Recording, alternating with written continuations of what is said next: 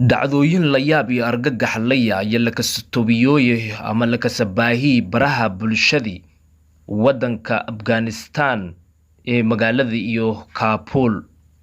Dhacdooyinkan ayaa ka daawid kartay haddii muuqaalku si deganaan on daawito diyaarad leena ciidamada waddanka Mareykanka ee ka ambabaxoytay waddanka magaalada Kabul ayaa dadka deegaanka Kabul ayaa ahaayeen kuwa iyo damacsanaayeen in ka baxsadaan magaaladii diyaaraddu dhan walba kaga dhagan ama ka qabsadaan diyaaradana kadib markii duuli ay ila iyo 8 qofood diyaaraddaasi sakadhiyeena.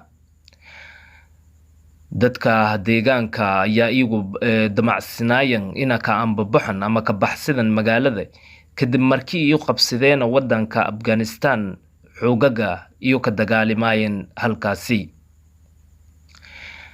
haddaba daawade muuqaalkan inti daawidoyte like nin saar oo nin sheel gray asxaabta hadeerto ama hadeerona si markaasina iyona si deganaan nila daawidan kama hadsinte hadii like iyo sheel ban dhati. muuqaalkan ayaa jecelnay in si deganaan aan daawito waa muuqaal argagax laya waddanka Afghanistan dhacdooyinkii iyo ka dhiyooyan ayaa sidan iyana ilaa iyo 3 qofood diyaarad ka dhageena ayaa sakadhiyeena dhulkii markii diyaaraddaasi duuli dadkana ayaa damacsanaayeen in ka baxsadaan magaalada iyo markaasina Kabul.